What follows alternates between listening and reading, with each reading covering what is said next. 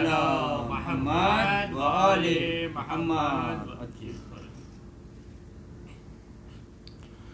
اعوذ باللہ من الشیطان اللعین الرجیم. بسم اللہ الرحمن الرحیم.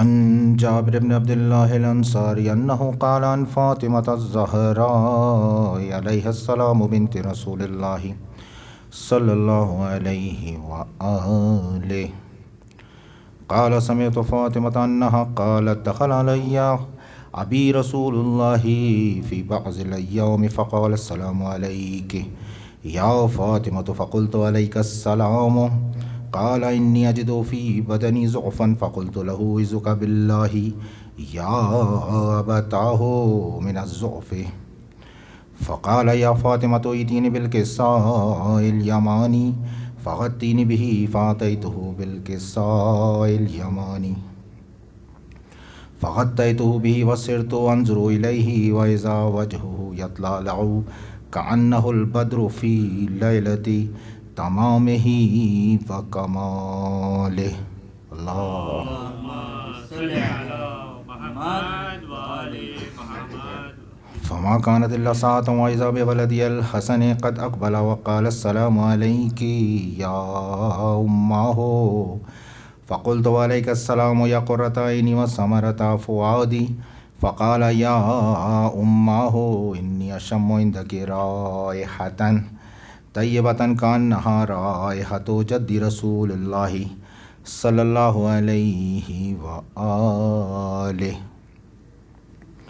فقلت نعم إن جدك تحت الكساء فأقبل الحسن نحو الكساء وقال السلام عليك يا جداه يا رسول الله أتعزن لي أن أدخل معك تحت الكساء فقال وعليك السلام يا ولدي ويا صاحب حوزي قد أذنت لك فدخل معه تحت الكساء فما كانت إلا ساعة وإذا بولدي الحسين قد أقبل وقال السلام عليك يا أمه فقلت وعليك السلام يا ولدي ويا قرة عيني وثمرة فؤادي فقال لي يا أمه إني أشم عندك رائحة طيبة كأنها رائحة جد رسول الله صلى الله عليه وآله فقلت نعم إن جدك وأخاك تحت الكساء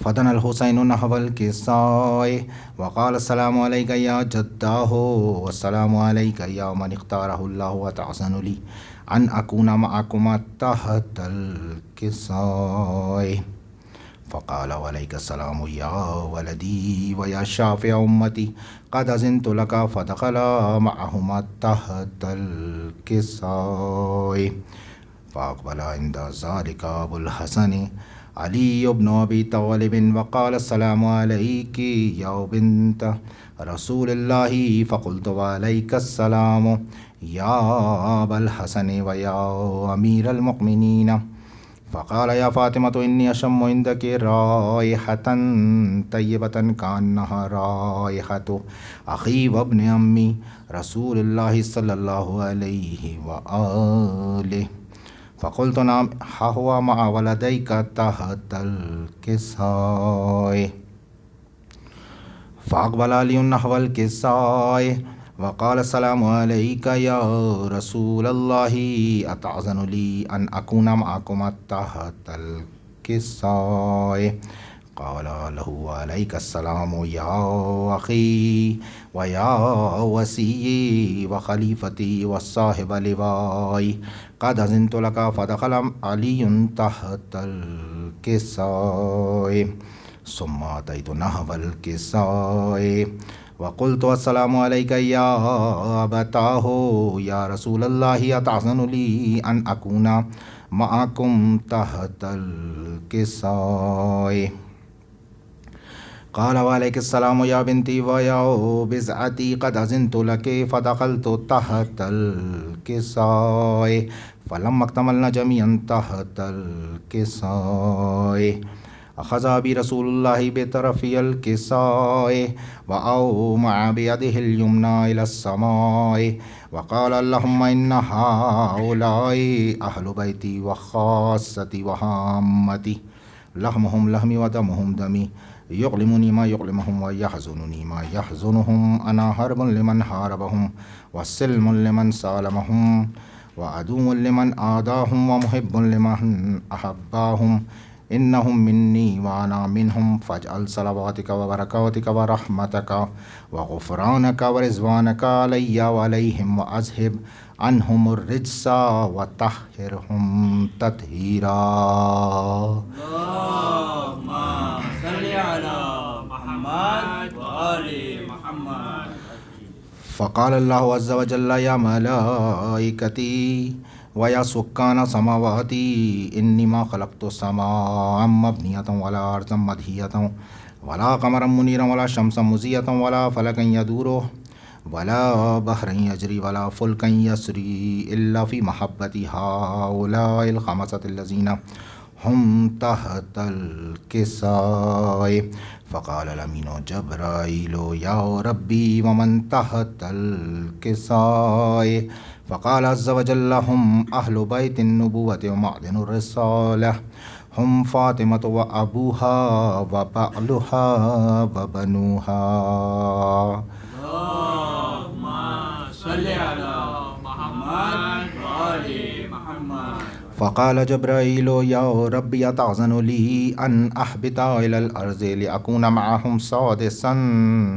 فقال الله نعم قد أذنت لك. فهبط الأمين جبرائيل وقال السلام عليك يا رسول الله العلي الأعلى يقرئك السلام ويخصك بالتحية والإكرام ويقول لك وعزتي وجلالي إني ما خلقت سماء مبنية ولا أرضا مدهية ولا قمرا منيرا ولا شمسا مزية ولا فلكا يدور ولا بحرا يجري ولا فلكا يسري إلا لأجلكم ومحبتكم وقد أذن لي أن أدخل معكم فهل تأذن لي يا رسول الله؟ فقال رسول الله وعليك السلام يا أمين وحي الله إنه نعم قد أذنت لك. فدخل جبرائيل معنا تحت الكساء فقال لي إن الله قد أوحى إليكم يقول إنما يريد الله ليذهب عنكم الرجس أهل البيت ويطهركم تطهيرا. صل على محمد وآل محمد. فقال علي لأبي يا رسول الله أخبرني ما لجلوسنا هذا تحت الكساء من الفضل عند الله. فقال النبي صلى الله عليه وآله والذي بعثني بالحق نبيا واصطفاني بالرسالة نجيا ما ذكر خبرنا هذا في محفل من محافل أهل الأرض وفيه جمع من شيعتنا ومحبينا إلا ونزلت عليهم الرحمة وحفت بهم الملائكة واستغفرت لهم إلى أن يتفرقوا. فقال علي إذن والله فزنا وفاز شيعتنا ورب الكعبة. اللهم صل على محمد وآل محمد. فقال النبي صلى الله عليه وآله ثانيا يا علي والذي بعثني بالحق نبيا واصطفاني بالرسالة نجيا ما ذكر خبرنا هذا في محفل من محافل أهل الأرض وفيه جمع من شيعتنا ومحبينا وفيهم محموم إلا وفرج الله همه ولا مغموم إلا وكشف الله غمه ولا طالب حاجة إلا وقضى الله حاجته. فقال علي إذن والله فزنا وسعدنا وكذلك شيعتنا فازوا وسعدوا في الدنيا والآخرة ورب الكعبة. اللهم صل على محمد وآل محمد. محمد وآل محمد صلوات. اللهم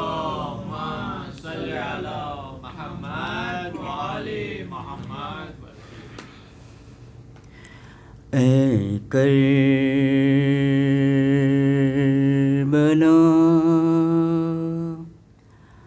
حسین کے غم کو نہ بھلانا، اے کربلا حسین کے غم کو نہ بھلانا، ورنہ تجھے بھی سارا، ورنہ تجھے بھی سارا بلا دے گا زمانہ، اے کربلا حسین کے غم کو نہ بھلانا۔ ان ریت کے اڑتے ہوئے ذرات سے کہنا، ان ریت کے اڑتے ہوئے ذرات سے کہنا،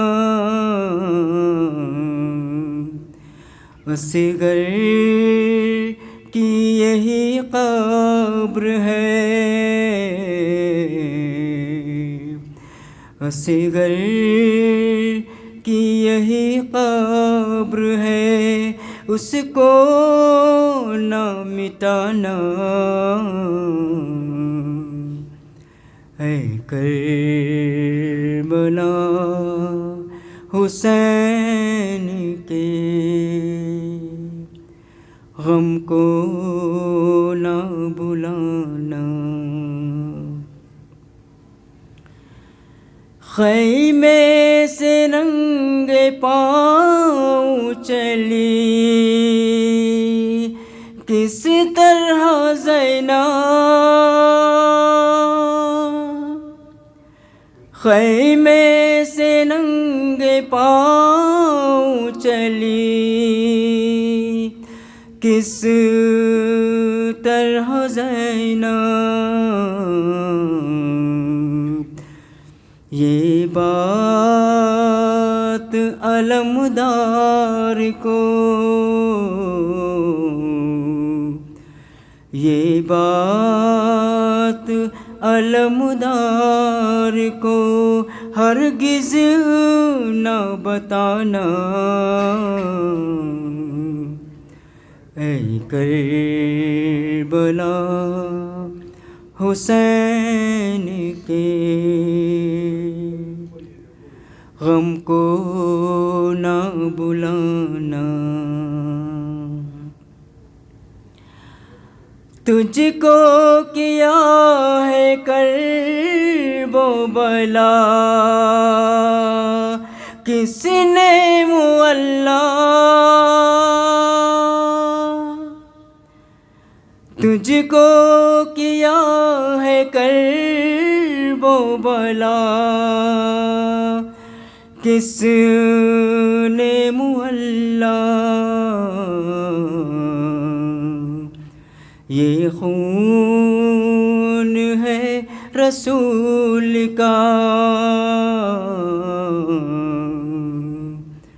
یہ خون ہے رسول کا، اس کو نہ چھپانا، ہے کربلا حسین کے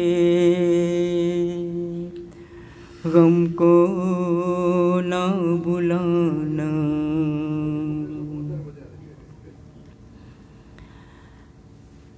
بالوں سے رخ چھپائے ہوئے جاتی ہے زینب، بالوں سے رخ چھپائے ہوئے جاتی ہے زینب، اے تیز ہوا ان کو، اے تیز ہوا ان کو نہ چہرے سے ہٹانا، اے کربلا حسین کے غم کو نہ بلانا، دیکھو تو ذرا غور سے اکبر کو لینو، دیکھو تو ذرا غور سے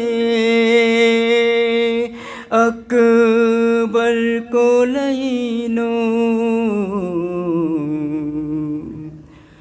ہم شکل ہے رسول کا،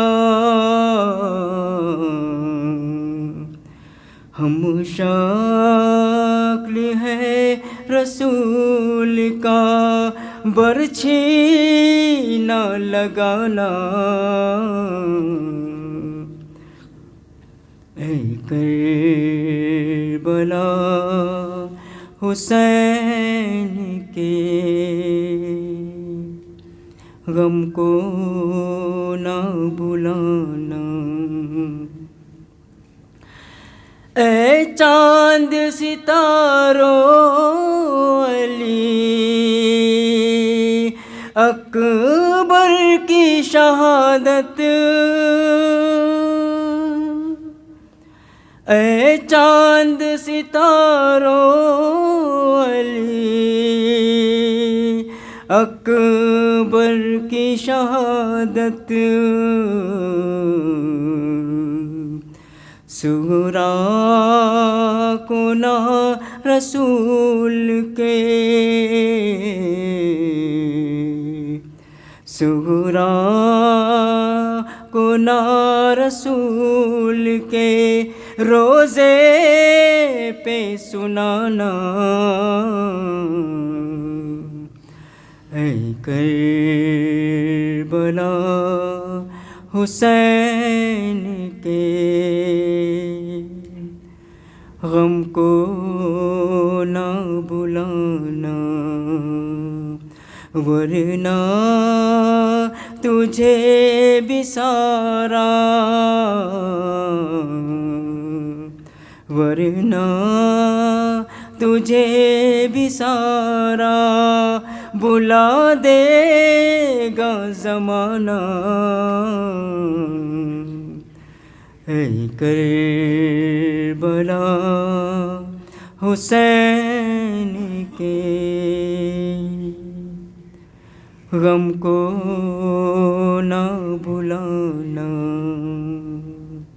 بر محمد و آل محمد صلوات،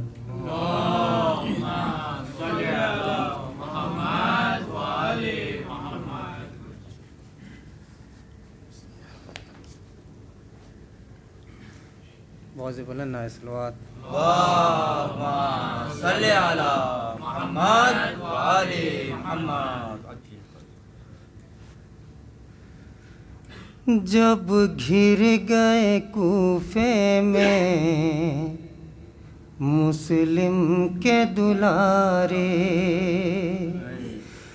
جب گھر گئے کوفے میں مسلم کے دلارے، پردیس میں تنہا تھے تقدیر کے مارے، دونوں بچوں کا وہاں کوئی مددگار نہ تھا، صرف تنہائی تھی یاور نہ تھے، غم خوار نہ تھا۔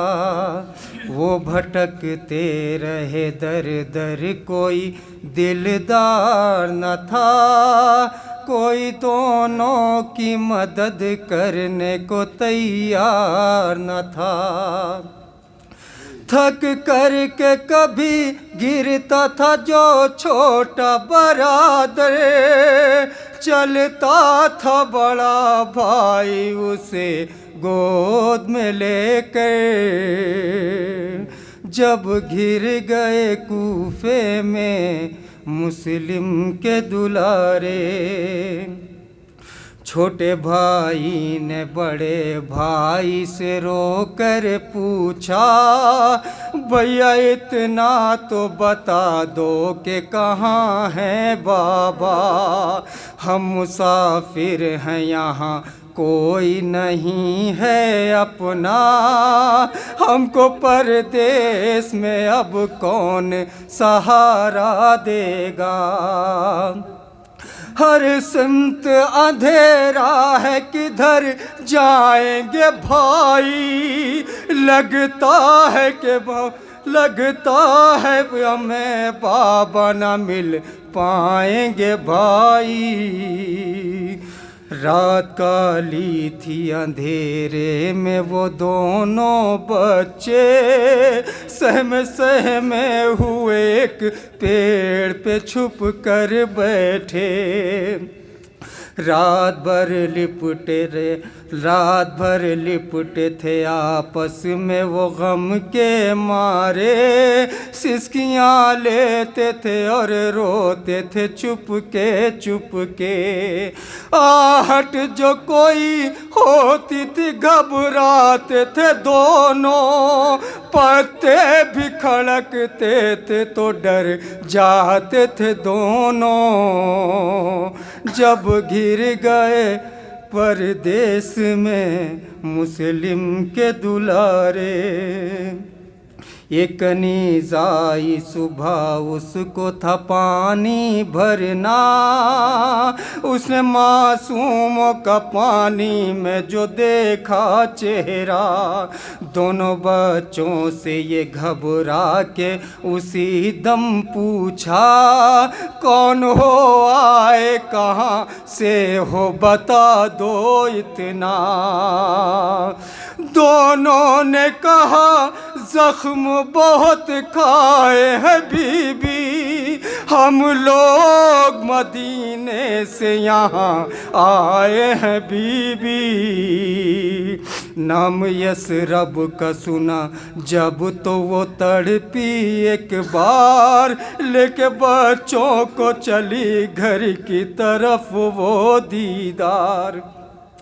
اپنی ملکن سے بتانے لگی سب حال زار، مومنہ نے کیا شہزادوں کو رو رو کر پیار۔ اور کہنے لگی ڈرنا نہ میری جان ہو دونوں، آقا کے دلاروں میرے مہمان ہو دونوں۔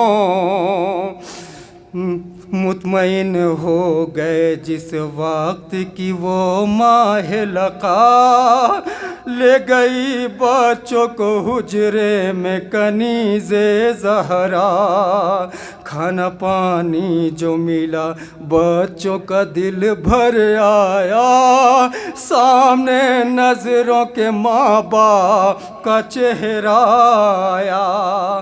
بابا کے لیے مہوے بکا ہو گئے دونوں، بن کھائے پیے روتے ہوئے سو گئے دونوں۔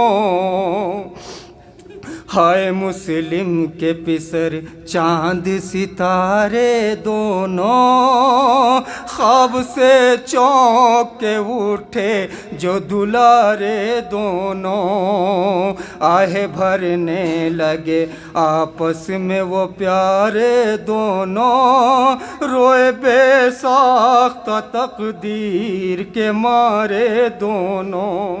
رونے کی صدا سن کے اٹھا حارث ملون، خنجر لیے حجرے میں گیا حارث ملون۔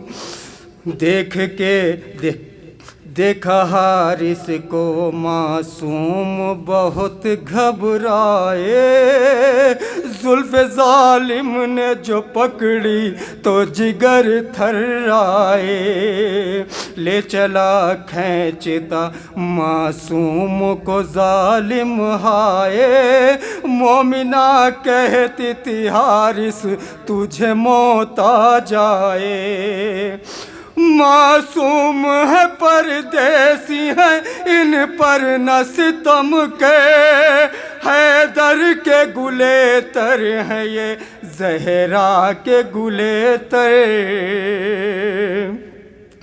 کتنا ملون تھا حارث کو ترس نہ آیا، مومنہ کی نہ سنی ایک اسے قتل کیا، بال بچوں کے پکڑ کر وہ ستمگر نکلا، بچے کہتے تھے ہمیں مار کے کیا پائے گا، درہم تجھے دلوائیں گے جتنا تو بتا دے، لے کر کے مدینے ہمیں اماں سے ملا دے، لیکن ملعون یتیموں کو نہر پر آیا، تیغ معصوموں کو دکھلا کے یہ ظالم بولا، تم ہی بتلاؤ گلا کاٹوں میں پہلے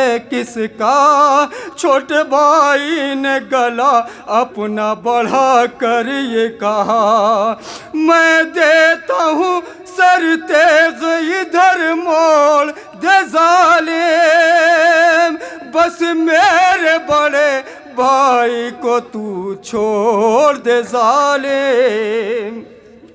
پھر بڑے بھائی نے چھوٹے کو ہٹایا بڑھ کے، رکھ دیا اپنا گلا تیغ کے نیچے جا کر، بولا حارث سے کہ احسان یہ کرنا مجھ پر، میرے بھائی کو دکھا کر نہ چلانا خنجر، ملعون تھا بے دین تھا وہ دشمن ہے دے، سر کاٹا بڑے بھائی کا چھوٹے کو دکھا کے،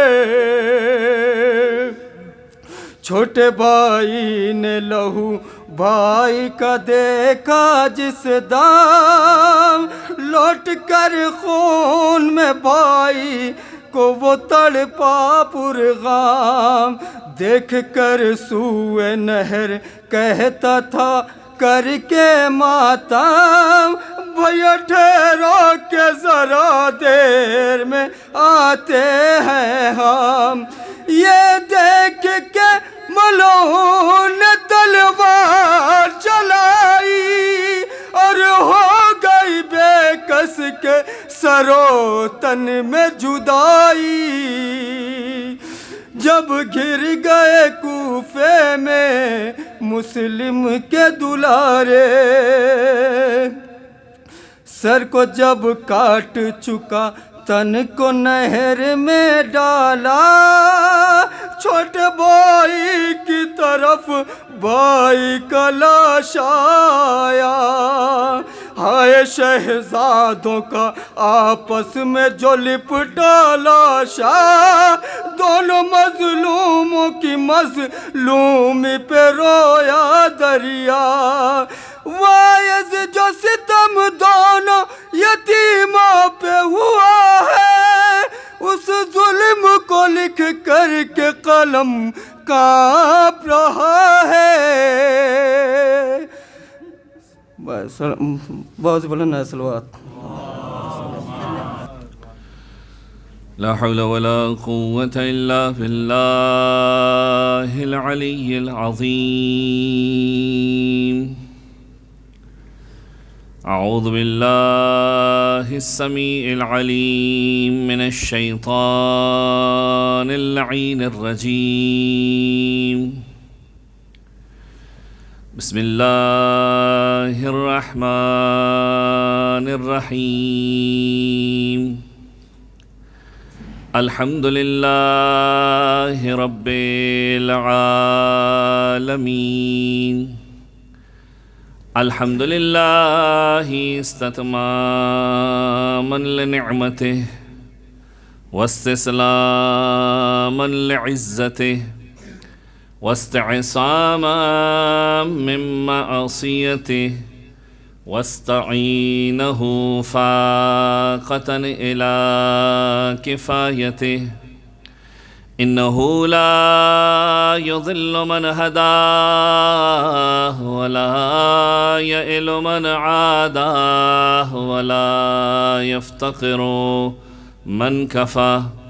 ثم الصلاة والسلام والتحية والإكرام على أشرف الأنبياء والمرسلين خاتم النبيين سيدنا ونبينا ومولانا بالقاسم محمد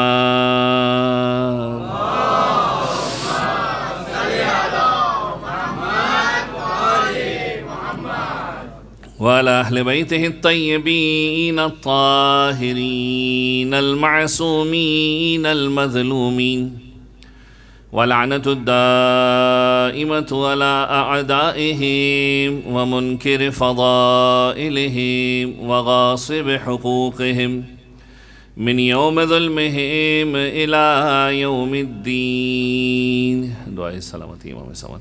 بسم الله الرحمن الرحيم. اللهم كل وليك الحجة ابن الحسن صلواتك عليه وعلى آبائه في هذه الساعة وفي كل ساعة وليا وحافظا وقائدا وناصرا ودليلا وعينا حتى تسكنه أرضك طوعا وتمتعه فيها طويلا.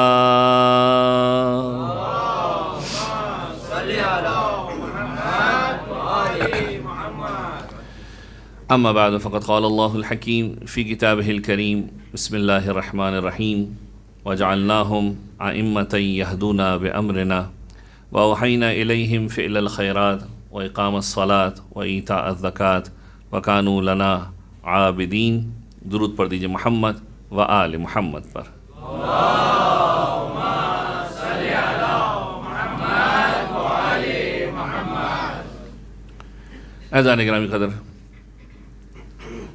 آپ کی سماعتوں کی نظر ائمہ اور اصحاب ائمہ کے عنوان سے گفتگو کی جا رہی ہے، اور کل میں نے آپ کی خدمت میں ایک صحابی رسول کا تذکرہ کیا. نام تھا جابر بن عبداللہ انصاری. وہ بزرگ صحابی، وہ جلیل القدر صحابی کہ جس کے ذریعے سے رسالت نے امامت کو سلام پہنچایا. اور فرق میں نے آپ کی خدمت میں عرض کیا کہ 5 معصومین کا زمانہ دیکھا، 5 اماموں کا زمانہ دیکھا، اور اس کے بعد بھی جو کیفیت اس صحابی کی تھی، امام نے جب اسے میسج دیا، جب امام نے اسے پیغام دیا، کیا پیغام دیا؟ کہ اے جابر تم کہہ رہے ہو کہ بڑھاپا تمہیں اچھا لگتا ہے، اے جابر تمہیں بیماری اچھی لگتی ہے، اے جابر تمہیں غریبی اچھی لگتی ہے. تم میں اور ہم میں فرق یہ ہے کہ تم نے خود فیصلہ کر لیا کہ کیا اچھا ہے، ہم نے فیصلہ اس پر چھوڑ دیا.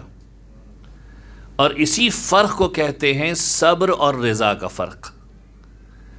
یعنی جابر مقام صبر پر تھے، یعنی اس مقام پر تھے کہ ہر کیفیت کے اوپر صبر کر کے خدا کی بارگاہ میں صابر بن کے بیٹھے. لیکن امام ہے مقام رضا کے اوپر. اے پروردگار، جس حالت میں تو رکھے گا اس حالت میں ہم راضی ہیں. تو اگر اچھا دے گا ہم خود بھی اچھا کھائیں گے، دوسروں کو بھی کھلائیں گے. امام حسن مجتبیٰ کا دور دیکھ لیجئے، دسترخوان لگتا تھا، لوگ آ کر کہتے تھے امام کو. اب بڑی عجیب لطیف روایتیں ہیں، ذرا جا کر دیکھیں تو سمجھ میں آئے گا. دسترخوان لگتا تھا، لوگ آ کر امام کو سمجھاتے تھے، مولا یہ 2 ڈش کیوں رکھی ہے، 1 ڈش رکھ دیں، حلوہ کم کر دیجئے. امام کا جواب کیا ہے؟ بڑا سمپل سا جواب ہے اور ہم سب کے لیے میسج ہے یہ. آج ہم بچانے کے چکر میں کہ آج بچا لیں گے تو کل کام آئے گا. امام کیا جواب دے رہے ہیں؟ امام کہتے ہیں میں ہاتھ روک کر خدا پر بد اعتمادی کا مظاہرہ نہیں کرنا چاہتا. میں ہاتھ روک کر خدا پر بد اعتمادی کا مظاہرہ نہیں کرنا چاہتا. یعنی میں میسج نہیں دینا چاہتا کہ اگر میں خرچ کروں گا تو خدا مجھے کل نہیں دے گا.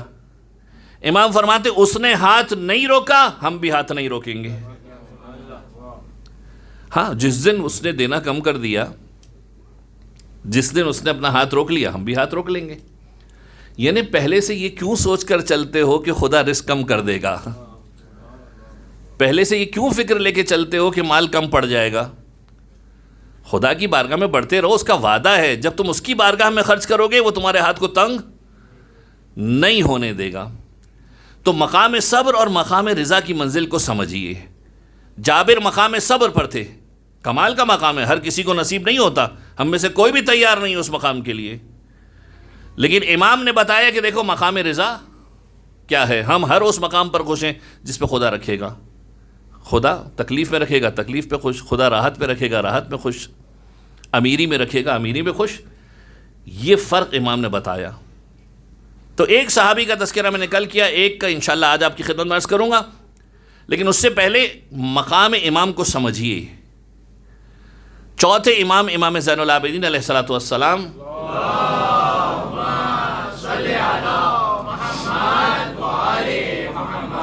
صحیفہ سجادیہ کا جو کلام نمبر 57 جو آخری ملحقات میں سے ہے، اس میں سے آپ کی خدمت میں عرض کر رہا تھا کہ امام نے جب ذکر محمد و آل محمد کو بیان کیا تو کس طرح سے کیا؟ اللہم یا من خص محمد و آل محمد بالکرامہ. پہلی کوالٹی بتائی تھی کہ پروردگار عالم نے محمد و آل محمد کو کرم کے ساتھ رکھا، یعنی کرم کو مخصوص کیا محمد و آل محمد کے ساتھ، کریمی کو مخصوص کیا محمد و آل محمد کے ساتھ. وَحَبَّاهُمْ بِالرِّسَالَةِ، اور ان کے لیے محبوب سمجھا، پسند کیا. رسالت کو اگر کسی کے لیے پسند کیا ہے تو اہل بیت علیہم السلام کے لیے. اور پھر اس کے بعد تیسرا جملہ ہے وَخَصَّصَهُمْ بِالْوَسِيلَةِ، پروردگار عالم نے وسیلے کے لیے اگر کسی کو مخصوص کیا ہے تو اہل بیت علیہم السلام کی ذات مقدس ہے. اب جب بھی وسیلے کی بات آتی ہے ذہنوں میں سوال آتے ہیں. آپ بھی اسی دنیا میں رہ رہے ہیں، ہم بھی اسی دنیا میں رہ رہے ہیں. لوگ کہتے ہیں وسیلہ شرک، ڈائریکٹ خدا سے مانگو. سنتے ہیں نا اعتراض آپ اکثر کہ کیا کسی کو شریک کرنا خدا کے ساتھ. دیکھیں اگر خداوند عالم نے یہی تعلیم دی ہوتی ہم بھی مان لیتے. ایک مقام پر پروردگار عالم کہہ رہے سورہ مبارکہ مائدہ، جو وسیلے کی آیت ہے، سورہ مبارکہ مائدہ آیت نمبر 35 نمبر کی آیت، یا ایھا الذین آمنوا اتقوا اللہ وابتغوا الیہ الوسیلہ، تقوی الہی اختیار کرو اے صاحبان ایمان. اچھا، پروردگار عالم نے خطاب بھی مومنین سے ہی کیا.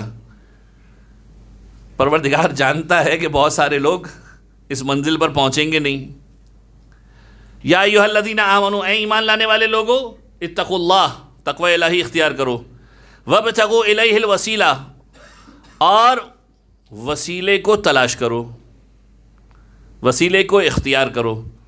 دنیا کا دستور بھی یہ ہے کہ آپ ڈائریکٹ کسی تک اپروچ نہ کر پائیں تو آپ کوشش کرتے ہیں کسی ایسے کے تھرو جائیں کہ جہاں پر ڈینائل کی گنجائش نہ ہو، انکار کی گنجائش نہ ہو.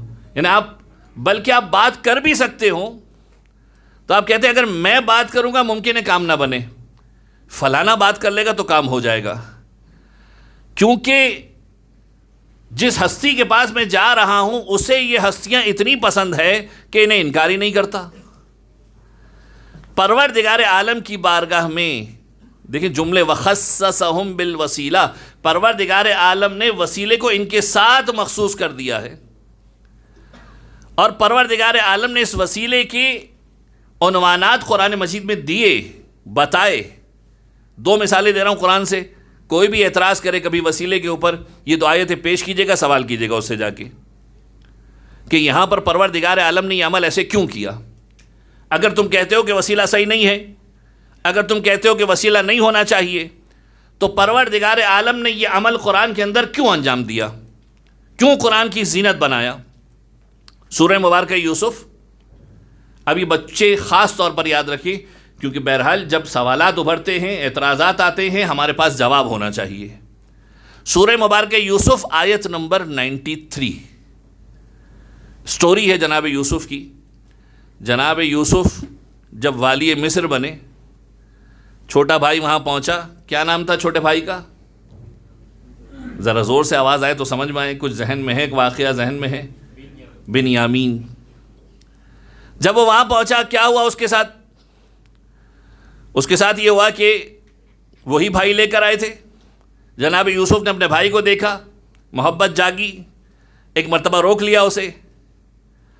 اب جب بھائی کو بھیجا ہے تو کیا کہا؟ جب سارے کے سارے رشتے کھل گئے کہ کون کیا ہے، کس کا رشتہ کس سے کیا ہے، جناب یوسف کو پتہ چل گیا کہ ان کے بھائی ہیں، بھائیوں کو پتہ چل گیا یوسف ہے۔ اب باپ کا تذکرہ آیا، کس کا تذکرہ آیا؟ جناب یعقوب کا۔ جناب یعقوب کی کیفیت کیا تھی اس وقت؟ اتنا گریہ کیا تھا اپنے بیٹے پر کہ آنکھوں کی بینائی سفید ہو گئی تھی، آنکھوں کی روشنی جا چکی تھی۔ جناب یوسف نے اپنے بھائی کو ایک قمیض دی، آیت نمبر 93 جا کے پڑھیے۔ جناب یوسف کہہ رہے ہیں اذهبوا بقمیصی ھذا، اس قمیض کو لے کر جاؤ، اس کرتے کو لے کر جاؤ، یہ کرتا لے کر جاؤ، فَأَلْقُوهُ عَلَى وَجْهِ أَبِي، اس کرتے کو میرے بابا کی آنکھوں کے اوپر، اس کے چہرے کے اوپر مس کر دینا، یأتی بصیرا، اس کی آنکھوں کی روشنی آ جائے گی۔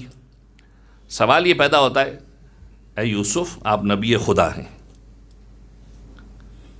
اتنا اہتمام کرنے کی ضرورت کیا ہے؟ دیکھیں وسیلہ بتا رہا ہوں آپ کو، اے یوسف آپ نبی خدا ہیں، اتنا اہتمام کرنے کی ضرورت کیا ہے؟ دعا کے لیے ہاتھ کو بلند کیجئے، کہیے خدا سے اے خدا میرے بابا کی آنکھیں ٹھیک کر دے۔ لیکن یوسف نے یہ کام نہیں کیا۔ یوسف نے کہا اذهبوا بقمیصی ھذا، اس قمیض کے ساتھ جاؤ، بہت سارے میسیجز ہیں، اس قمیض کے ساتھ جاؤ، فَأَلْقُوهُ عَلَى وَجْهِ أَبِيهِ، اس قمیض کو میرے بابا کے چہرے پر ملاقات کروا دینا، مس کر دینا، ملا دینا، یأتی بصیرا، آنکھوں کی بینائی واپس آ جائے گی۔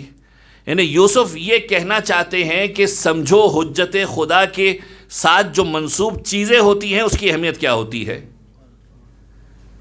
یہ وسیلہ ہے جناب یعقوب جو خود نبی خدا ہے، یعنی جناب یعقوب بھی دعا کے لیے ہاتھ کو بلند کر سکتے ہیں، خود نبی خدا ہیں، لیکن جناب یوسف اپنی قمیض کو بھیج رہے ہیں، کرتے کو بھیج رہے ہیں کہ یہ لے جاؤ بابا کی آنکھوں کے اوپر مل دینا۔ اچھا بھائی لے کے چلے، 94 نمبر کی آیت پہ آ جائیے، 94 نمبر کی آیت کے اوپر۔ جب بھائی لے کے چلے ہیں ایک فاصلے کے اوپر موجود ہیں، یعنی وہاں سے نکلے بابا کے علاقے کی طرف جا رہے ہیں، روایتوں نے لکھا تقریباً کچھ 70-80 کلومیٹر کا فاصلہ ہے، کہ جناب یعقوب اپنے بچوں سے ایک جملہ کہہ رہے ہیں کہ اگر تم مجھے میرے بارے میں برے جملے نہ کہو، اگر میرے بارے میں مختلف باتیں نہ کہو، تو انی لأجد ریح یوسف لولا تفندون، جو قرآن نے جملہ استعمال کیا کہ مجھے یوسف کی خوشبو محسوس ہو رہی ہے۔ سوال یہ پیدا ہو رہا ہے کتنے کلومیٹر کا فاصلہ ہے؟ تقریباً 70-80 کلومیٹر جو روایتوں نے لکھا۔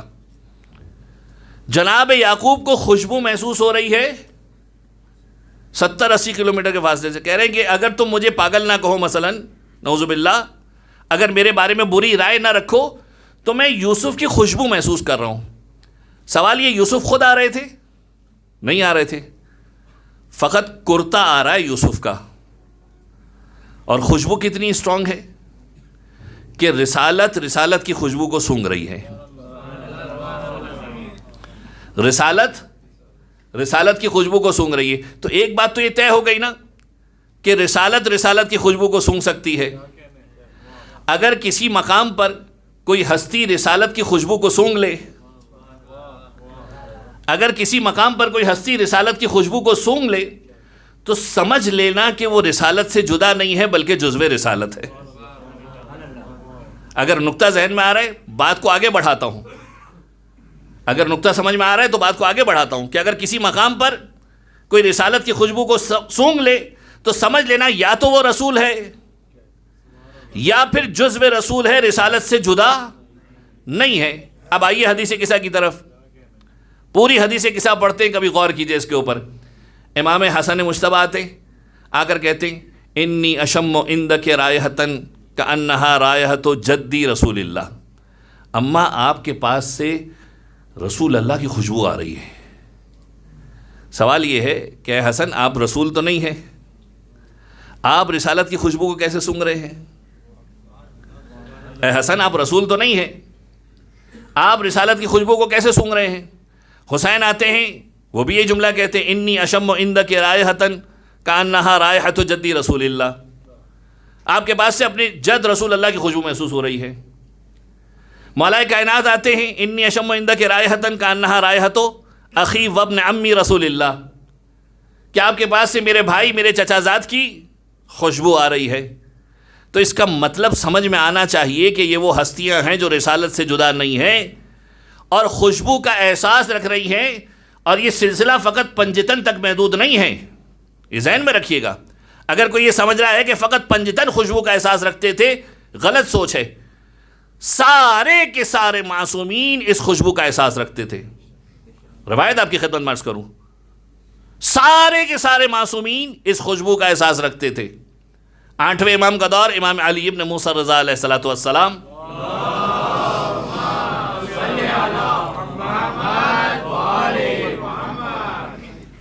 مامون کا دور ہے، مامون الرشید کا دور ہے، 8ویں امام کا زمانہ ہے کہ اتنے میں ایک شخص مامون کے پاس آتا ہے.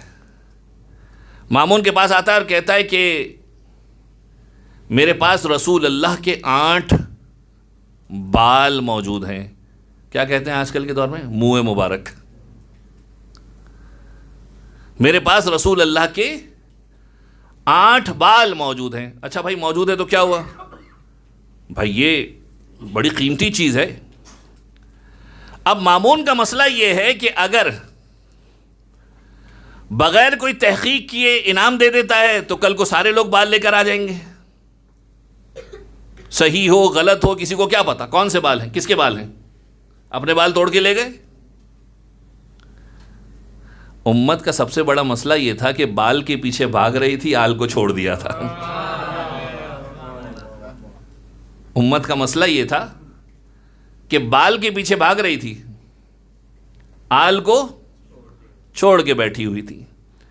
اگر یہ ایسی تحفہ دے دے تو ہر کوئی دوسرے دن کھڑا ہو جائے گا، اور اگر نہ دے تو لوگ کہیں گے کنجوس ہے بالکل، اسے ذرا بھی احساس نہیں ہے کہ کسی کے پاس کتنی قیمتی ترین چیز ہے.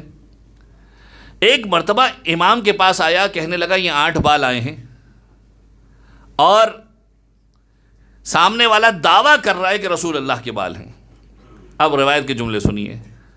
روایت کہتی ہے کہ امام نے بالوں کو ہاتھوں میں لیا، ان بالوں کو سونگھا، سونگھنے کے بعد 4 بال الگ کیے، 4 بال الگ کیے. کہا یہ 4 بال رسول اللہ کے، یہ 4 بال کسی اور کے. سمجھ میں آ رہا ہے بات؟ سمجھ میں آ رہی کہ رسالت کی خوشبو کا احساس 8ویں امام کو بھی ہے. رسالت کی خوشبو کا احساس 8ویں امام کو بھی ہے. اچھا مولا دلیل دے دیجئے. خوشبو تو آپ سونگھ سکتے ہیں، ہر کوئی نہیں سونگھ سکتا، ہر کسی کی اوقات نہیں ہے. فقط امامت رسالت کی خوشبو کو سونگھ رہی ہے. لوگوں کو کیسے پتا چلے گا کہ یہ 4 بال رسول اللہ کے ہیں، 4 بال جعلی ہیں، نقلی ہیں؟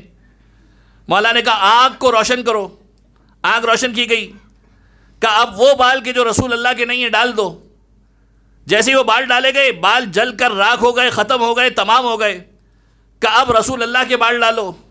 جیسے ہی رسول اللہ کے بال ڈالے گئے، جس طریقے سے سونا چمکا کرتا ہے رسول اللہ کے بال چمکنے لگے. امام نے کہا یہ رسول اللہ کے بال ہیں، آگ ان کے اوپر اثر نہیں کرے گی بلکہ یہ چمکنے لگیں گے. مامون خوش ہوا، مامون نے تحفہ دیا. جناب یعقوب خوشبو کو محسوس کر رہے ہیں جناب یوسف کی.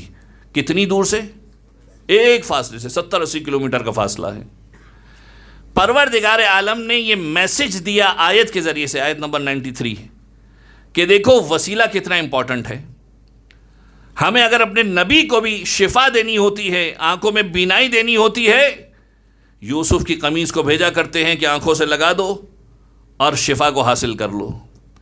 دوسرا مقام قرآن مجید کا، جناب موسیٰ کے جب جادوگروں کا تذکرہ ہوا، جادوگر جناب موسیٰ کے مقابلے پر آئے اور جادوگروں نے جب جناب موسیٰ کے سامنے اپنے جادو کو دکھانا شروع کیا، رسیاں پھینکی کہ جو مختلف قسم کی سانپوں میں تبدیل ہو گئی. مثلا پروردگار عالم نے جناب موسیٰ سے کیا کہا؟ اے موسیٰ عصا کو نکالو اور پھینکو. اے پروردگار کیا ضرورت ہے؟ اے موسیٰ کوئی بھی اس میں عزم پڑھ دیجئے، معاملے کو ختم کیجئے، دعا کے لیے ہاتھ بلند کیجئے، اے پروردگار تیری قدرت ہے، ختم کر دے. یہ کیا ضرورت ہے کہ عصا کو نکال کر پھینکا جائے؟ جواب قدرت آئے گا کہ دیکھو یہی وہ وسیلہ ہے کہ جس کے ذریعے سے اس جادو کو قابو میں کرنا ہے. تو یہ وسیلہ اتنا امپورٹنٹ ہے، دلیل قرآن سے اپنے پاس محفوظ رکھیے اور جب بھی ضرورت پڑے قرآن کی یہ دو آیتیں پڑھ کے بتائیے اور سامنے والے سے سوال کیجئے کہ یہ عمل اگر وسیلہ صحیح نہیں ہے تو پروردگار عالم نے اس کام کو اس طرح سے کیوں انجام دیا، تاکہ سامنے والے کو پتہ چلے کہ کام کو خود پروردگار عالم اس انداز میں انجام دے رہا ہے، اور ساتھ میں یہ پیغام بھی دے رہا ہے کہ دیکھو یوسف کی قمیص سے اگر آنکھوں کی بینائی آ سکتی ہے تو اگر حسین کے جھولے سے کسی کو بینائی مل جائے پریشان مت ہونا، علی اصغر کے جھولے سے کسی کو اولاد مل جائے پریشان مت ہونا. یہ ساری وہ حجت خدا ہیں کہ جن کے وسیلے اتنے معتبر ہیں کہ پروردگار عالم نے انہی کے صدقے میں سب کو عطا کیا ہے. تو پس وسیلے کی کیفیت کو سمجھ لیجئے، وسیلہ کتنا امپورٹنٹ ہے. معصوم فرما رہے ہیں، چوتھے امام فرما رہے ہیں وَخَصَّصَهُمْ بِالْوَسِيلَةِ، پروردگار عالم نے ان ہستیوں کو وسیلے کے طور پر مخصوص کیا. اور یہ وسیلے فقط ہم جیسے لوگوں کے لیے نہیں بنے، ہر کسی کے لیے بنے. اپنے آپ کو اہل بیت کے ساتھ جوڑ کر تو دیکھیے کس انداز میں آپ کی مشکل حل ہوتی ہے، آپ سوچ بھی نہیں سکتے. یہاں تک کہ انبیاء کے لیے وسیلہ بنی ہے رسول خدا کی ذات، محمد والے محمد کی ذات.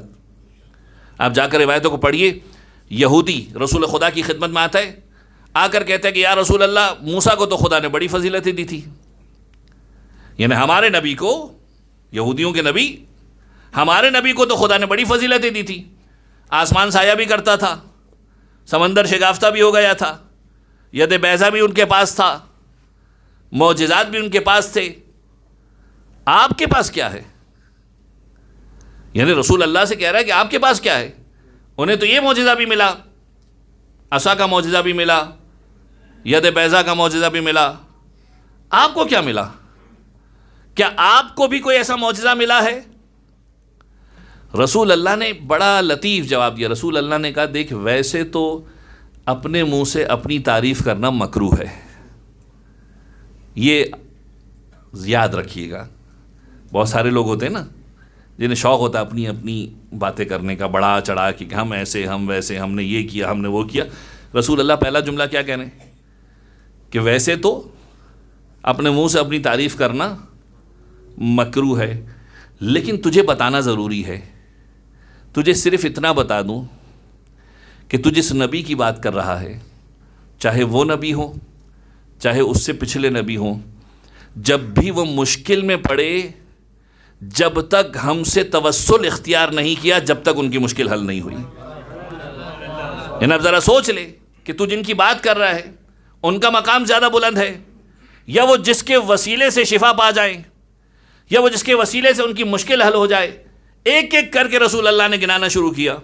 آدم مشکل میں پڑے، آدم کی توبہ قبول نہیں ہو رہی تھی، خدا کی بارگاہ میں گئے، اے پروردگار واسطہ محمد والے محمد کا میری توبہ کو قبول کر لے.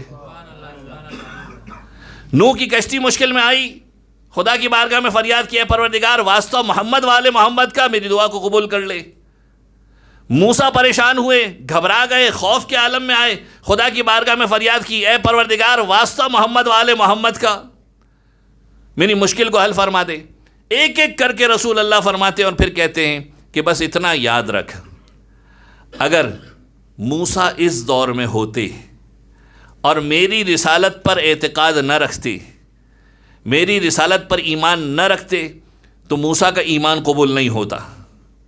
یعنی میری رسالت اتنی امپورٹنٹ ہے، تو مقایسہ کرنے کے لیے آیا ہے، مقابلہ کرنے کے لیے آیا ہے، تو سمجھ لے کہ موسیٰ اگر اس دور میں ہوتے تو ان پر رسول خدا کی اطاعت لازم ہوتی، رسول کی رسالت پر ایمان لانا لازم ہوتا.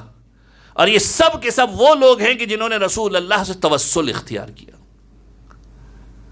تو انبیاء نے بھی توسل اختیار کیا اہل بیت علیہ السلام سے، خود اہل بیت علیہ السلام نے بھی توسل اختیار کیا.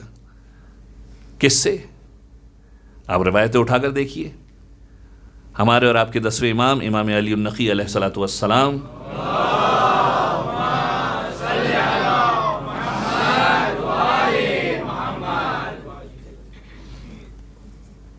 روایتوں کے جملے ہیں. بہار الانوار کی روایت ہے کہ جب امام ایک موقع ایسا آیا کہ جب امام بیمار پڑے تو امام علیہ السلام نے اپنے ایک صحابی کو بلایا.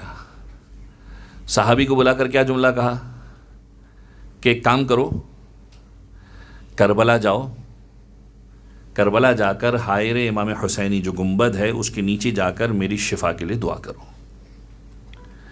وہ ایک مرتبہ حیران ہو کر امام کے چہرے کی طرف دیکھنے لگا کہ مولا آپ بھی تو حجت خدا ہیں،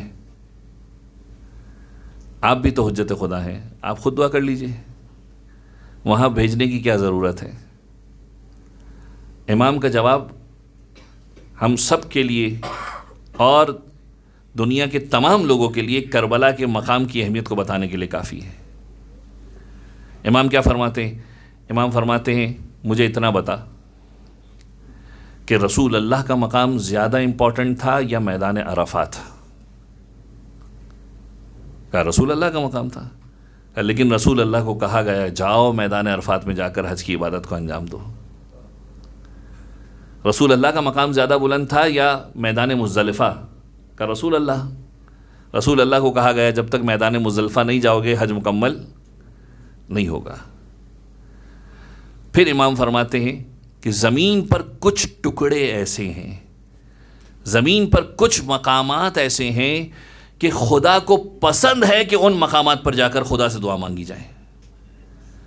اور کربلا میں جو حائر امام حسینی کا ٹکڑا ہے، جو کربلا کے اندر روزہ امام حسین ہے، یہ وہ ٹکڑا ہے کہ خدا کو پسند ہے کہ تم یہاں پر آؤ اور اس کی بارگاہ میں دعا کرو.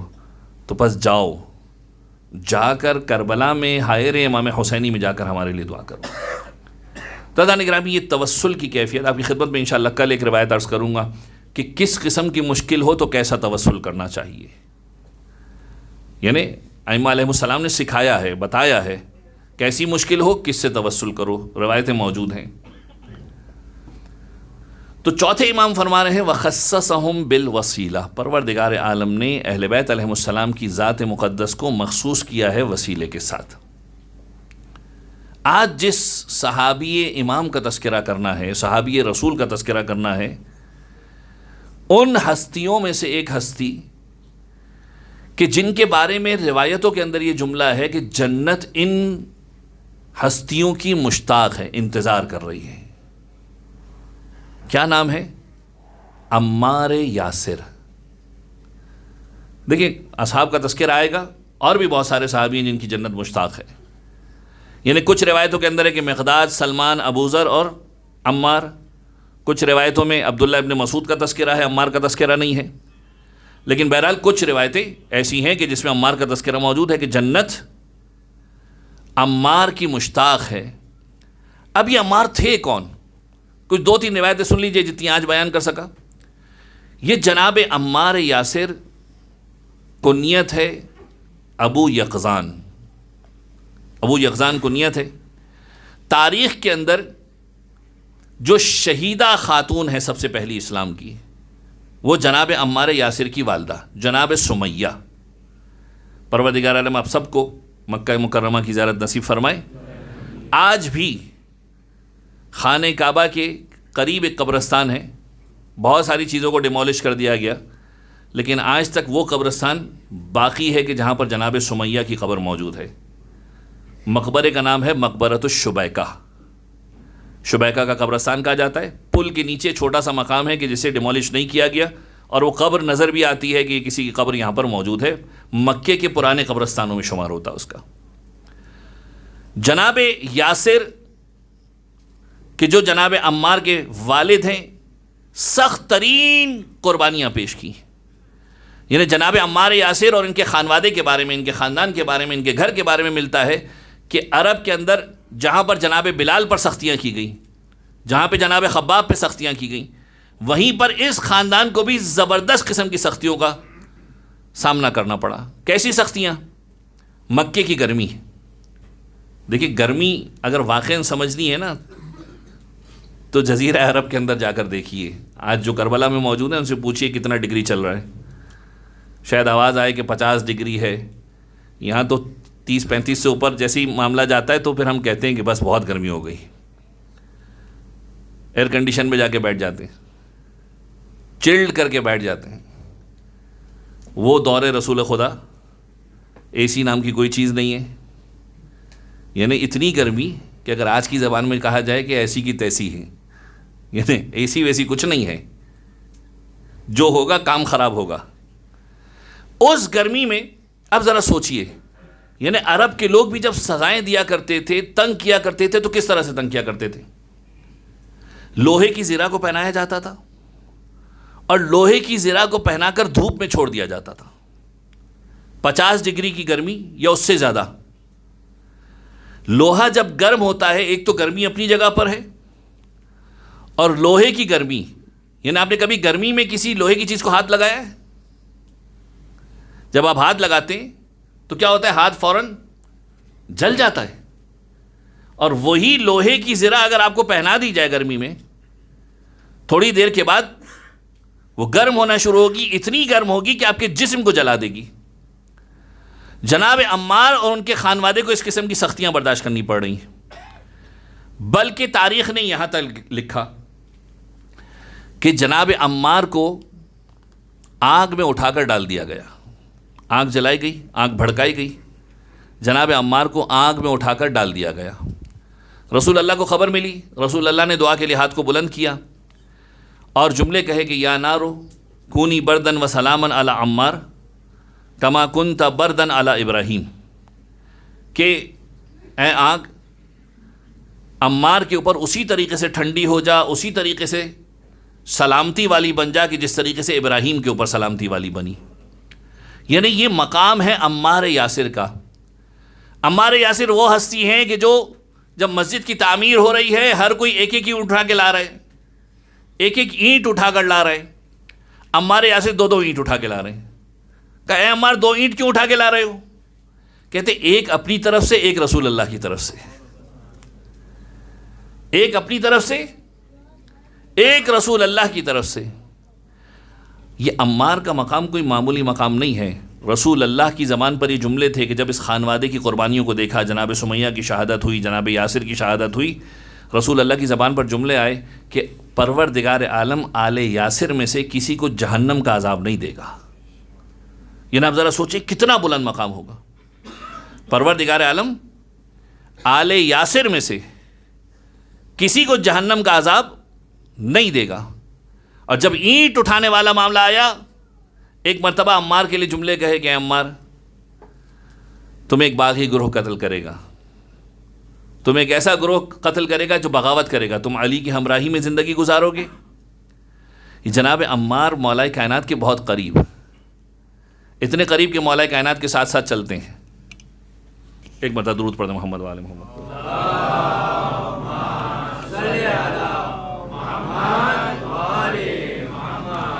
ایک مرتبہ پھر درود پڑھ دیں محمد وآل محمد.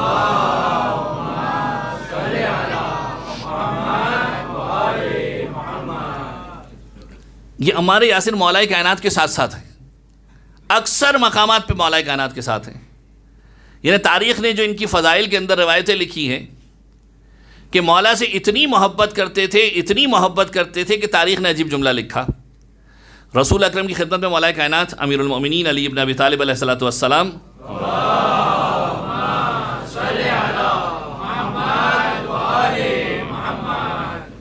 بیٹھے ہوئے، رسول اللہ نے کہا کہ آج تم میں سے کسی نے کسی مومن کی شایان شان مدد کی ہے؟ دیکھیں سوال یہ نہیں کیا کہ مدد کی ہے کہ نہیں کی ہے، سوال یہ کیا کہ شایان شان مدد کی ہے، یعنی جیسا مدد کرنے کا حق ہے ویسی مدد کی ہے. مولا کائنات کھڑے ہوئے کہ یا رسول اللہ میں نے کی ہے. کہا علی اچھا کیا کیا تم نے؟ شایان شان مدد کی ہے، بتاؤ کیا مدد کی ہے؟ کہا یا رسول اللہ گزر رہا تھا کہ رستے میں نے عمار کو دیکھا. ایک یہودی تھا جو عمار سے تقاضا کر رہا تھا کہ 30 درہم مجھے دے دو. تو میں نے عمار سے کہا کہ میں یہودی سے بات کرتا ہوں، سفارش کرتا ہوں، اور سفارش کر کے تیری مشکل کو حل کر دیتا ہوں. لیکن عمار علی ابن ابی طالب سے اتنی محبت کرتے تھے، ذرا سوچیے، اب عمار کے جواب کو دیکھیے، لطف محسوس ہوگا. عمار مولا کائنات سے اتنی محبت کرتے تھے کہ کہنے لگے مولا میں یہ توہین سمجھتا ہوں کہ آپ میرے لیے یہودی سے سفارش کریں. مولا میں یہ توہین سمجھتا ہوں، آپ کی توہین سمجھتا ہوں یہ کہ علی کی زبان یہودی کے سامنے یہ کہنے کے لیے اٹھے. تو کہا عمار پھر تیری مشکل کیسے حل کروں گا؟ دیکھیں عمار کا جو میسج ہے نا بڑا کلیئر میسج ہے. ایک تحقیق میں نے کسی جگہ پہ پڑھی تھی، میں چاہتا ہوں اس کو ریلیٹ کر دوں آپس میں، کہ دیکھیں ایک چیز ہے سکسیس. ہر انسان سکسیس کے پیچھے بھاگ رہا ہے، کسی بھی طریقے سے مل سکتی ہے. اور اسی کے ساتھ دوسری چیز ہے سیٹسفیکشن. سوال یہ ہے کہ سکسیس امپورٹنٹ ہے یا سیٹسفیکشن؟ آپ سوچنے پہ مجبور ہو گئے. کچھ کہیں گے سکسیس، کچھ کہیں گے سیٹسفیکشن. فرق سمجھ لیجئے، فقط فرق یہ ہے کہ success will be judged by others. Success جو ہے وہ دوسرے لوگ جج کریں گے. کتنا کامیاب انسان ہے یہ نہیں دیکھیں گے کتنوں کا حق کھا کے آگے بڑھا ہے، کتنا آگے پہنچ گیا یہ نہیں دیکھیں گے کہ اس کے پیچھے اس نے برائیاں کتنی کی. کتنا کامیاب انسان ہے یہ نہیں دیکھیں گے اس کے پیچھے قربانیاں کتنی دی، وقت کتنا لگایا. But satisfaction will be judged by yourself. کبھی کبھار انسان سکسیسفل تو ہوتا ہے، سیٹسفائڈ نہیں ہوتا.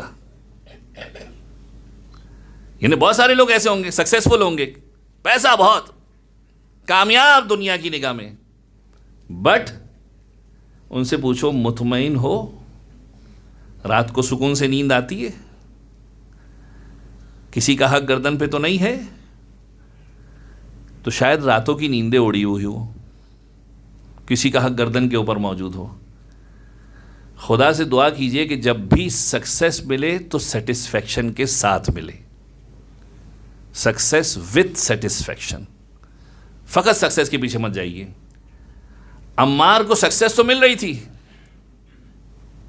یعنی امام کہتے مسئلہ تو حل ہو رہا تھا، لیکن عمار سیٹسفائی نہیں ہو پا رہے تھے. عمار کے دل کو اطمینان نہیں مل رہا تھا. کیوں اطمینان نہیں مل رہا تھا؟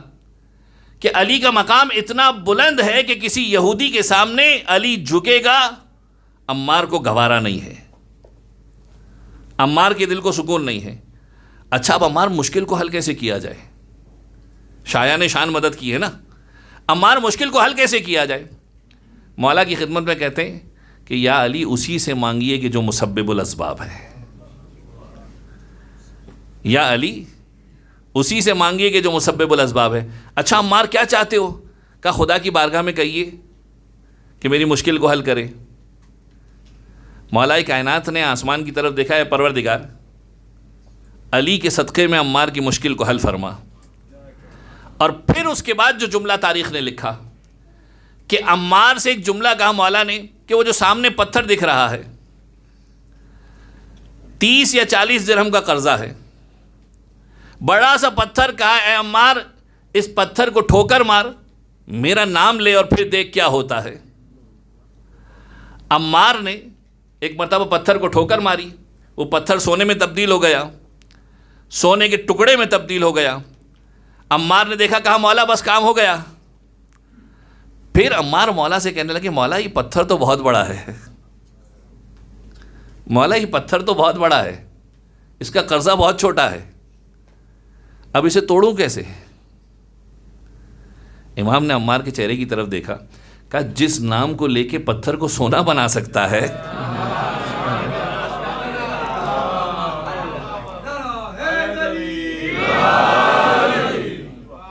عمار جس نام کو لے کے پتھر کو سونا بنا سکتا ہے اسی نام کو لے کے پتھر کو نرم کر دے۔ پھر امام نے جملے فرمائے جو تاریخ نے نقل کیے کہ یا ملین الحدید لداؤد علیہ السلام، اے داؤد کے لیے لوہے کو نرم کرنے والے۔ پھر فرماتے ہیں کہ جانتے ہو کہ داؤد کے لیے لوہا نرم کیسے ہوا تھا؟ ہمارے نام کی برکت سے ہوا تھا۔ ایک مرتبہ عمار نے مولا کائنات کا نام لیا، پھر ایک ٹھوکر ماری، اتنا حصہ نکال لیا کہ جتنا اس کا بنتا تھا، اب سونے کا ٹکڑا تو پڑا ہوا ہے۔ یہاں پر عمار نے ایک ایسا جملہ کہا کہ تاریخ میں روایت کے جملے ہیں کہ فرشتوں نے عمار کی تعریف کرنا شروع کی۔ رسول خدا کی زبان پر جملے آئے کہ عمار تم دیانت میں علی ابن ابی طالب کے بھائی ہو۔ کیا جملے کہے؟ جناب عمار نے سورہ مبارکہ الخ کی آیتیں پڑھی۔ کیا آیت پڑھی؟ بسم اللہ الرحمن الرحیم، ان الانسان لیطغی ان رآہ استغنی، جب انسان مستغنی ہو جاتا ہے نا، بے نیاز ہو جاتا ہے تو سرکشی پر اتر آتا ہے۔ عمار نے جملے پڑھے، سونے کو دیکھ رہے ہیں کہ جب انسان مستغنی ہو جاتا ہے، بے نیاز ہو جاتا ہے، جب انسان کے پاس بہت کچھ آ جاتا ہے تو پھر وہ سرکشی پر اتر آتا ہے۔ خدا کی بارگاہ میں دیکھ کر کہنے لگے اے پروردگار، میں نہیں چاہتا کہ یہ مال میرے لیے سرکشی کا باعث بنے، تو واپس لے لے، علی کے نام کی برکت سے اسے دوبارہ مٹی بنا دے۔ کون ہوگا ایسا کہ جو یہ جملے کہے کہ اے پروردگار میں سرکشی نہیں چاہتا، اور پھر جملے کہتے ہیں میرے لیے فقط یہ کافی ہے کہ علی کے شیعہ اور دوستوں میں میرا نام شامل ہے، مجھے سونا نہیں چاہیے، بس وہاں سے نکلنا ضروری تھا، یہودی کو علی کی برکت بتانا ضروری تھا، علی کا وسیلہ لوگوں کو دکھانا ضروری تھا، دکھا دیا۔ رسول اللہ نے باقاعدہ تعریف کے جملے کہے، کیا کہ اے عمار تو دیانت میں علی ابن ابی طالب کا بھائی ہے۔ فرشتوں نے تعریف کی، اور پھر رسول اللہ نے دوبارہ وہی جملے کہے جو مختلف روایتوں میں ملتے ہیں کہ عمار افسوس تجھے باغی گروہ قتل کرے گا، تو علی کی ساتھ ہمراہی میں ہوگا، علی کے ساتھ ساتھ ہوگا، اور تجھے قتل کر دیا جائے گا۔ تو یہ عمار یاسر کا مقام ہے۔ انشاءاللہ کل اور جناب عمار یاسر کے بارے میں کچھ باتیں آپ کی خدمت میں عرض کروں گا۔ میرا وقت تقریباً مکمل ہوا۔ آج کی شب وہ شب ہے، وسیلے پر بات ہو رہی ہے نا، حسین کا وسیلہ اتنا اہم ترین وسیلہ ہے کہ جب حسین دنیا میں آتا ہے نا تو عرش کے گنہگار کو معاف کروا دیتا ہے۔ تاریخ ذہن میں ہے، حسین جب دنیا میں آیا ہے، فطرس کے جس کے بالوں پر جل چکے ہیں، عرش کا گنہگار ہے نا، عرش کا گنہگار ہے، حسین دنیا میں آیا، عرش کے گنہگار کو معاف کروا دیا۔ اور جب حسین اس دنیا سے جا رہا ہے نا تو دنیا میں جانے سے پہلے ایک فرش کا گنہگار ہے کہ جو حسین کی خدمت میں آیا ہے۔ ادھر تھے حر تو نہیں تھے سلام کے قابل، ادھر تھے حر تو نہیں تھے سلام کے قابل، معاف کر کے علیہ السلام کس نے کیا؟ حسین نے معاف کیا تو آج حر کے نام کے ساتھ علیہ السلام استعمال ہونے لگا۔ عزیزو، میرا دل چاہتا ہے کہ کربلا کے شہداء کا تذکرہ کروں۔ آج مجلس کی ابتدا میں آپ نے ایک مرثیہ سنا، پروردگار شہزادی اس مرثیے کو قبول فرمائیں۔ مسلم کے بچوں کے بارے میں وہ مرثیہ تھا نا. عزیز تاریخ نے لکھا کہ مسلم کے کچھ بچے تھے لیکن سارے کے سارے حسین پر قربان کر دیے. 2 بچوں کا تذکرہ کوفہ کے اندر ملتا ہے جو مسیب کی روایت ہے. معالی السبتین کے اندر جہاں بنی ہاشم کا تذکرہ ہے وہیں پر جو سب سے پہلے بنی ہاشم کے شہید کا تذکرہ ہے وہ ہے عبداللہ ابن مسلم ابن عقیل. یہ بچہ مولا کی خدمت میں آتا ہے. مسلم بن عقیل کا بیٹا ہے, ہاشمی خون ہے. رقیہ بنت علی کا بیٹا ہے, مولا کی بہن کا بیٹا ہے. مولا کی خدمت میں آتا ہے, ماموں مجھے اجازت دے دیجئے, مجھے جانے کی اجازت دیجئے. مولا فرماتے ہیں کہ دیکھ تیرا بابا گزر چکا ہے, تیرے باقی بھائی گزر چکے ہیں, میں چاہتا ہوں کہ اپنی ماں کو لے کر کربلا سے دور چلا جا, اپنی زندگی کو بچا لے, اپنی نسل کو بچا لے. کہنے لگا ماموں میں بھی بنی ہاشم کے خاندان کا ہوں, میں کیسے واپس جا سکتا ہوں, آپ جب تک مجھے اجازت نہیں دیں گے نہیں جاؤں گا. میرے مولا نے کہا ٹھیک ہے. اب وہ وقت آیا کہ جب بنی ہاشم کی جنگ شروع ہوئی, نہیں بچہ مولا کی خدمت میں آ کر مولا کے قدموں میں بیٹھا, مولا مجھے اجازت دے دیجئے جانے کی. عبداللہ ابن مسلم بن عقیل, روایتوں کا عجیب جملہ ہے, اس کی شہادت بڑی دردناک شہادت ہے, عام طور پر نہیں پڑھی جاتی. 2 جملے سن لیجئے, اس درد کا احساس کیجئے گا کہ کیسی شہادت تھی اس بچے کی. روایت کے جملے, جب میرے مولا نے اجازت دی نا, ایک مرتبہ جنگ کے لیے آگے بڑھا, کئی سارے ملعونوں کو واصل جہنم کیا, اور ایک موقع آیا کہ تھک گیا. آواز بلند ہوئی, علی کا شعر ہے, بنی ہاشم کا خون ہے, آسانی سے قابو میں نہیں آئے گا. کسی نے اونٹ پہ بیٹھ کر, کسی نے ایک طرف بیٹھ کر چھپ کر تیر چلایا. جب تیر اس تیزی سے آ رہا تھا کہ بچے کو احساس ہوا کہ تیر قریب پہنچ چکا ہے, پیشانی کے قریب ہے. روایت نے جملہ لکھا کہ اپنی پیشانی کو بچانے کے لیے اپنے ہاتھ کو آگے کیا, لیکن تیر اتنا تیز تھا کہ ہاتھ میں پیوست ہوتا ہوا سر پہ پیوست ہو گیا. یعنی تیر ہاتھ میں پیوست ہوتا ہوا پیشانی میں پیوست ہو گیا. اب بچے کا ہاتھ پیشانی کے ساتھ لگ گیا, اپنے آپ کو بچا نہیں سکتا. کچھ دیر گزری, دوسرا تیر چلا, دوسرا تیر گلوئے مبارک یعنی گلے پر آ کر لگ گیا, اور بچہ جب زمین پر گرا ہے ہاتھ پیشانی کے ساتھ پیوست ہے, ہاتھ کو جدا نہیں کر سکتا. روایتوں نے جملہ لکھا کہ مختار نے جب قاتل کو پکڑا نا, مختار نے بلایا, کہا بتا تو نے کیسے قتل کیا تھا, کیسے شہید کیا تھا. ملعون کہنے لگا میں کونے میں چھپ کر بیٹھا ہوا تھا, میں نے آگے بڑھ کر تیر مارا, بچے نے اپنے آپ کو بچانے کے لیے ہاتھ رکھا, تیر ہاتھ سمیت پیشانی میں پیوست ہو گیا. پھر کہتا ہے میں نے سینے کا نشانہ لیا, لیکن وہ گلا سیدھا گلے میں جا کر پیوست ہو گیا. پھر وہ کہتا ہے, پھر مختار کہتا ہے پھر اس کے بعد کیا ہوا. کہنے لگا کہ مجھے اپنے تیر بہت زیادہ عزیز تھے, میں نے جا کر تیر نکالنا شروع کی.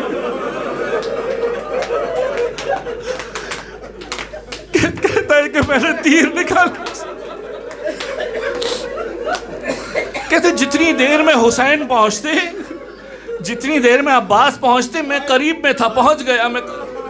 کہتے میں نے جب گلے سے تیر کو نکالا نا, شہرک کٹ چکی تھی, بچے کی گردن ڈھلک چکی تھی, بچے کی گردن ڈھلک چکی تھی. پھر کہتا ہے میں نے پیشانی سے تیر کو نکالنا چاہا نا, ہاتھ تو پیوست تھا پیشانی میں, میں نے بہت کوشش کی, دائیں جانب میں نے دائیں جانب کھینچا, بائیں جانب کھینچا. کہتا ہے کوشش کرتے کرتے پتہ ہوا کیا, میں بیان نہیں کر سکتا. مختار نے کہا کہ بیان کر, تجھے حکم دیتا ہوں کہ بیان کر. کہنے لگا جب میں تیر نکالنے کی کوشش کر رہا تھا, لکڑی ٹوٹ گئی پیشانی میں.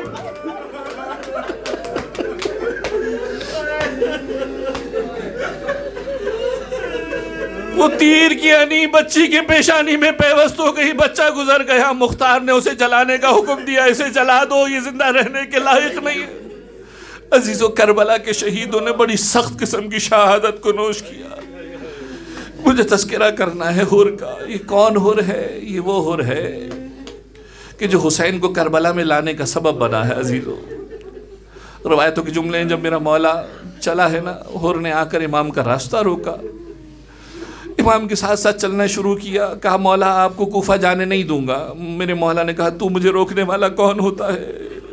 کہا ابن زیاد کا حکم ہے کہ آپ کو کوفہ نہ آنے دیا جائے, گرفتار کر کے لایا جائے. میرے مولا نے کہا گرفتار کرنا تو دور کی بات, تو حسین کا راستہ نہیں روک سکتا. روایتوں کے جملے، ایک مرتبہ آیا میرے مولا کے ذوالجناح کی لگام کو پکڑا، جیسے ہی لگام کو پکڑا نا میرے مولا نے ایک جملہ کہا، اے حر تیری ماں تیرے ماتم میں بیٹھے، اے حر تیری ماں تیرے ماتم میں بیٹھے۔ حر نے میرے مولا کی طرف دیکھا، آنکھوں میں آنسو آئے، ایک جملہ کہا، مولا آپ نے تو یہ جملہ بڑی آسانی سے کہہ دیا، لیکن آپ کی ماں کا مقام اتنا بلند ہے، طہارت کے بغیر اس نام کو لے بھی نہیں سکتا، مولا میں گستاخی نہیں کر سکتا۔ کچھ دیر گزری، طے ہوا کہ حر حسین کا راستہ نہیں روکے گا، لیکن حسین کو کوفہ بھی جانے نہیں دے گا، ساتھ ساتھ نگرانی کرتا ہوا چلتا رہے گا۔ کچھ دیر گزری، نماز کا وقت آیا، حر نے میرے مولا کے پیچھے نماز پڑھی، میرے مولا کے پیچھے نماز پڑھنے کے ساتھ ساتھ چلتا رہا یہاں تک کہ کربلا پہنچ گئے۔ وقت گزرتا گیا، حر یہی سوچ رہا ہے کہ اب کوئی معاملہ تمام ہو جائے گا، اب کوئی کیفیت ایسی آئے گی کہ معاملہ ختم ہو جائے گا۔ شب عاشور آ گئی، حر وہ جو بڑا بہادر تھا نا، اب یہ سوچ رہا ہے کہ میں نے کتنی بڑی غلطی کر دی ہے، کتنی بڑی غلطی کر دی۔ سوچ رہا ہے کہ جب میں چلا تھا نا تو مجھے رستے میں آواز آتی تھی، ابشر لک بالجنہ، اے حر تجھے جنت کی بشارت ہو۔ سوچتا تھا کہ میں حسین کا راستہ روک رہا ہوں، جنت کیسے ملے گی مجھے۔ کبھی باپ کو خواب میں دیکھتا ہے، باپ کہتا ہے کہ دیکھ حسین کی نصرت کر لینا، حسین کا راستہ مت روکنا، حسین کے ساتھ جنگ مت کرنا، یہی سوچ رہا ہے۔ اب حر کے اندر اضطراب بڑھتا گیا، ایک مرتبہ رات کو جا کر پوچھتا ہے، کہتا ہے کہ حسین کو شہید کر دیا جائے گا، کہ حسین کے ساتھ جنگ کی جائے گی؟ جواب ملا کہ ایسا ہی کچھ ہونے والا ہے۔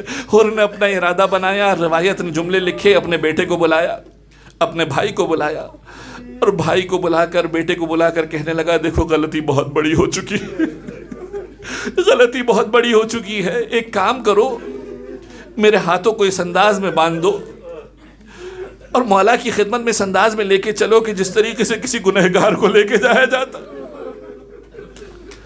عزیز و حر نے اپنے ہاتھوں کو بندھوایا، مولا کی خدمت میں آتا ہے۔ جب مولا کی خدمت میں پہنچ رہا ہے، خیمہ حسینی کے اندر شور ہوا کہ کوئی ایسا بھی جو حسین کے لشکر میں شامل ہونے کو آ رہا ہے۔ زینب یہی دیکھ رہی تھی کہ کفار کے لشکر میں تو سب شامل ہو رہے ہیں۔ ایک مرتبہ سوال کیا، یہ کون ہے جو حسین کے لشکر میں آیا؟ زینب کو خبر ملی کہ یہ کوئی اور نہیں ہے، یہ حر آیا ہے کہ جو حسین کے لشکر۔ ایک مرتبہ زینب نے سلام بھیجا اور ایک جملہ کہا، اے حر، جب قیدی بنانے کے لیے آئے تھے، جب روکنے کے لیے آئے تھے، پانی موجود تھا، آج ہمارے پاس توازوں کے لیے پانی موجود نہیں ہے۔ زینب بہت شرمندہ ہے، پانی نہیں دے سکتی، زینب بہت شرمندہ ہے، پانی نہیں دے سکتی۔ عزیزو، حر اپنے ہاتھوں کو بندھوا کر مولا کی خدمت میں آیا، ایک جملہ کہا، روایت کے جملے ہیں، جب میرے مولا نے دیکھا نا کہ حر آ رہا ہے، اپنے بھائی اور بیٹے کے ساتھ آ رہا ہے، ایک طرف سے علی اکبر کو لیا، ایک طرف سے عباس کو لیا، چلو عباس استقبال کرنے کے لیے چلتے ہیں۔ حر نے آ کر مولا کی قدموں میں اپنے آپ کو گرایا، ایک جملہ کہا، اخطأت یا ابن رسول اللہ، مولا مجھ سے بہت بڑی غلطی ہو گئی، مولا کربلا میں لانے کا سبب میں بنا ہوں، مولا آپ کو مشکل میں ڈالنے کا سبب میں بنا ہوں، مولا جب تک اس غلطی کا ازالہ نہ کر دوں، جب تک اپنی جان کو قربان نہ کر دوں، جب تک دل کو تسلی نہ ملے گی۔ حسین نے حر کو اٹھایا، گلے سے لگایا، سینے سے لگایا، کہا، حر تجھے جنت کی بشارت ہو، حر تجھے جنت کی بشارت ہو، اپنے پاس بٹھایا۔ حر کہنے لگا، مولا دل کو تسلی اس وقت تک نہیں ہوگی جب تک اپنے بیٹے کی قربانی پیش نہ کر دوں۔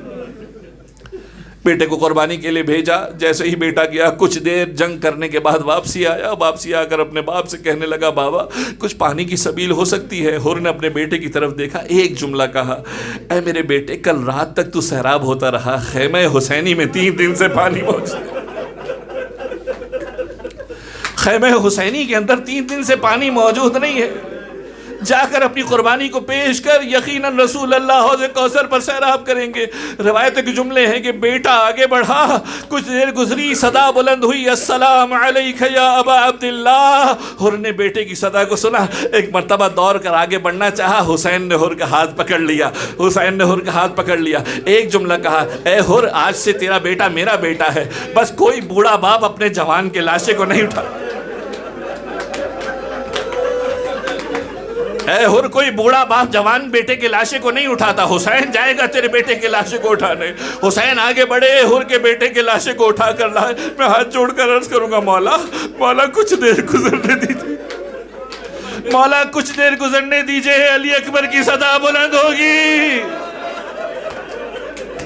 آنکھوں کی بینائی چلی جائے گی، آنکھوں کی بینائی نظر نہیں آئے گی، علی اکبر کے لاشے پر کیسے پہنچیں گے؟ عزیزو کچھ دیر گزری، حر بھی رخصت ہوا، حر جنگ کرنے لگا، ایک مرتبہ صدا بلند ہوئی، حر بڑا دلیر ہے، اسے ہر طرف سے گھیر کر مارو، اتنی آسانی سے قابو میں نہیں آئے گا۔ روایتوں کے جملے، جنگ کرنے کے بعد جب زمین پر گرا ہے نا، میرا مولا وہاں پر پہنچا، حر کے سر کو اپنے زانوں پر لیا، اور میرے مولا نے کیا دیکھا؟ میرے مولا نے دیکھا کہ حر کی پیشانی میں ایسا زخم ہے، ایسا زخم ہے کہ جس سے خون بند نہیں ہو رہا۔ رومال حضرت زہرا سے حر کی پیشانی کو باندھا، حر کی پیشانی کو باندھا، حر کا خون رک گیا۔ جنازے کو لے کر آئے، میرے مولا جنازے کو لے کر آئے۔ روایتوں کے جملے ہیں عزیزو، بس آخری جملہ سن لیجئے، آپ نے گریہ کیا، شہزادی آپ کو اجر دے۔ روایتوں کے جملے ہیں کہ جب 11 محرم کو سارے کے سارے لاشوں کو پامال کیا جا رہا تھا، جب لاشوں کو پامال کیا جا رہا تھا، حر کے قبیلے والے آئے، حر کے قبیلے والے آئے، کہنے لگے ہم اپنے سربراہ کے، ہم اپنے سردار کے لاشے کو پامال نہ ہونے دیں گے۔ میں ہاتھ جوڑ کر عرض کروں گا، مولا مولا، ہر قبیلے کے لوگوں نے اپنے سردار کے لاشے کو بچا لیا، فقط فرزند زہرا کا لاشا زمین کربلا پر گھوڑوں کی ٹاپوں تلے پامال ہو گیا۔ ارے زہرا کا لاڈلا پامال۔ الا لعنت اللہ علی القوم الظالمین وسيعلم الذین ظلموا آل محمد ای منقلب ینقلبون ماتم حسین یا حسین یا حسین یا حسین یا حسین یا حسین یا حسین یا حسین یا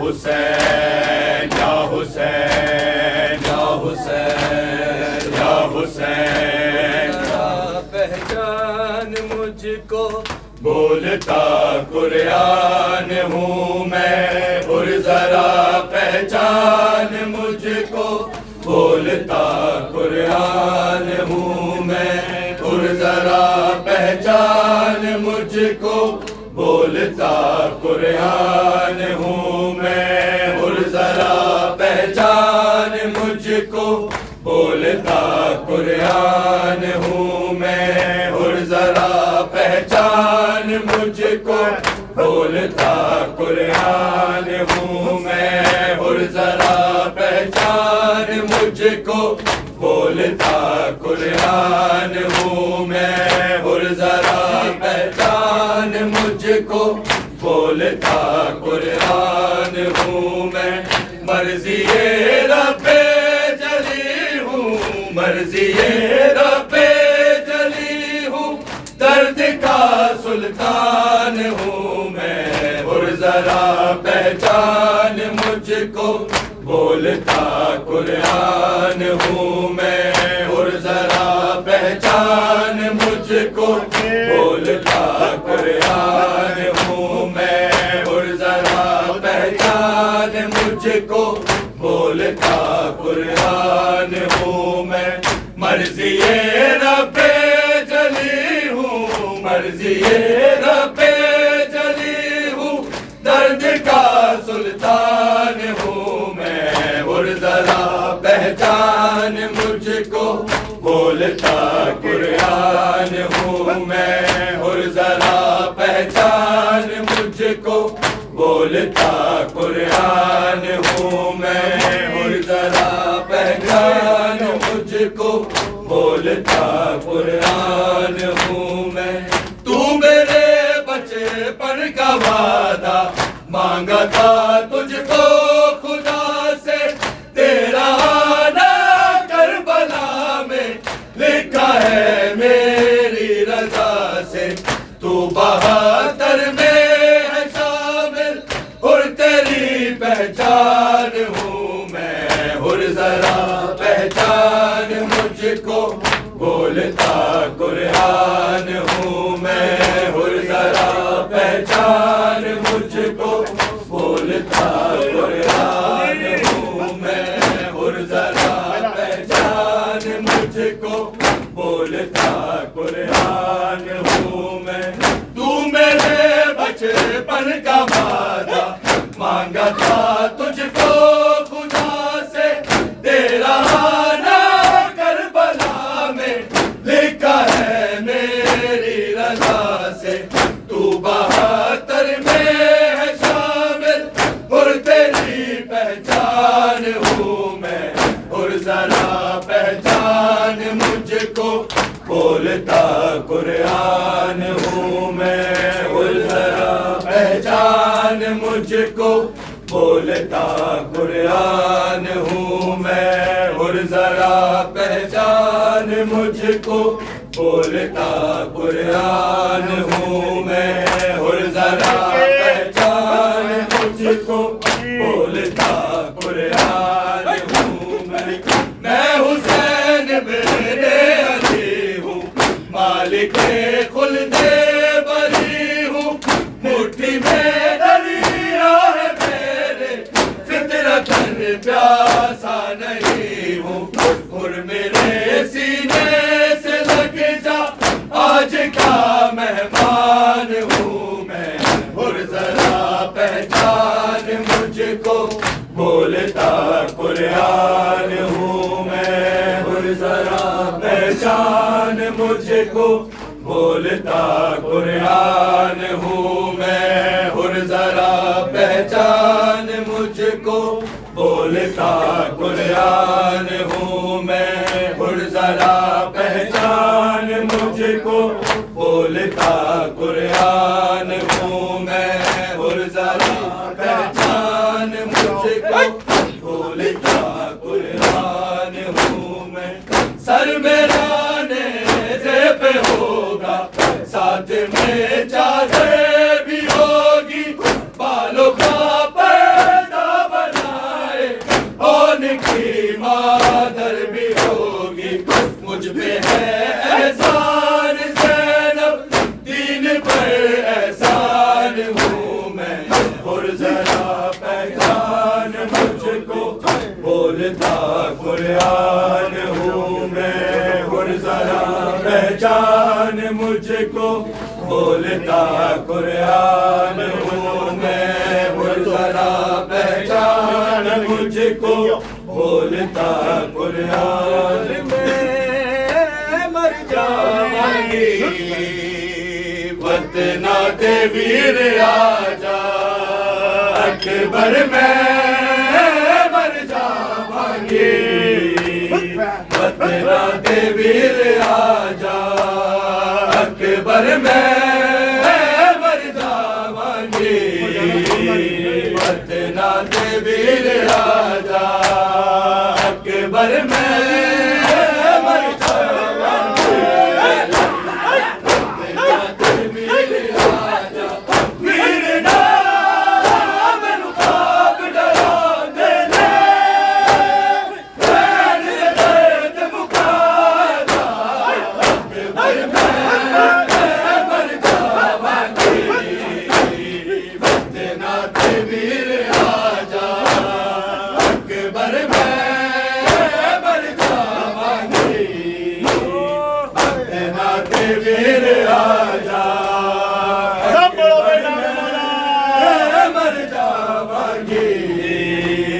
वतना दे वीर आजा अकबर में मर जावांगे वतना दे वीर आजा वीर नाम नुकाब डरो दे दे बैन दे दर्द मुका जा अकबर में मर जावांगे वतना दे वीर आजा अकबर में मर जावांगे वतना दे वीर आजा ओ रास्ते ओ बूढ़े ओ बिटिया अकबर ओ तांगा ओ आसा ओ चिटिया अकबर देख ले सिमेर मेरा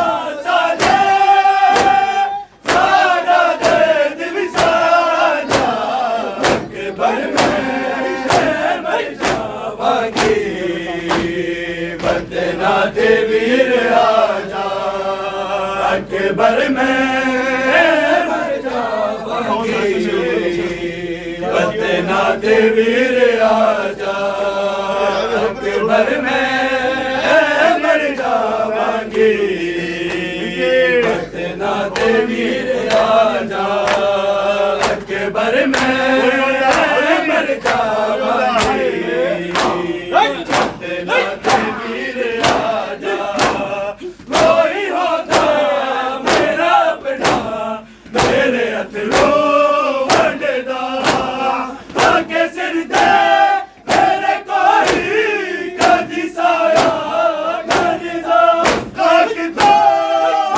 मैनू आप उठांदा दे कहदा दर्द ते आजा अकबर में मर जावांगे वतना दे वीर आजा अकबर में मर जावांगे वतना दे वीर आजा अकबर में मर जावांगे वतना दे वीर आजा अकबर में मर जावांगे वतना दे वीर आजा अकबर में मर जावांगे वतना दे वीर आजा अकबर में मर जावांगे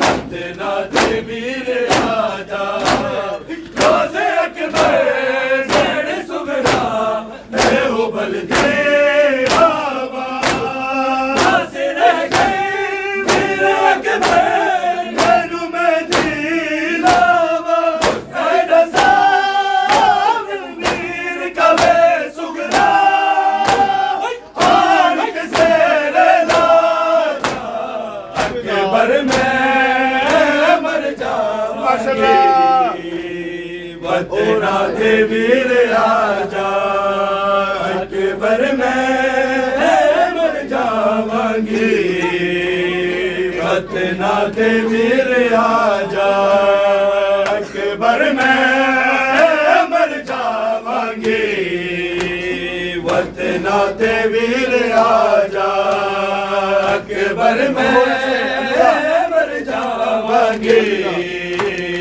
वतना दे वीर आजा अकबर में मर जावांगे वतना दे वीर आजा ओ रास्ते ओ बूढ़े ओ बिटिया अकबर ओ तांगा ओ आसा ओ चिटिया अकबर देख ले सिमेर मेरा साजे सारा दर्द विसाजा अकबर में मोहम्मद वाले मोहम्मद सलावत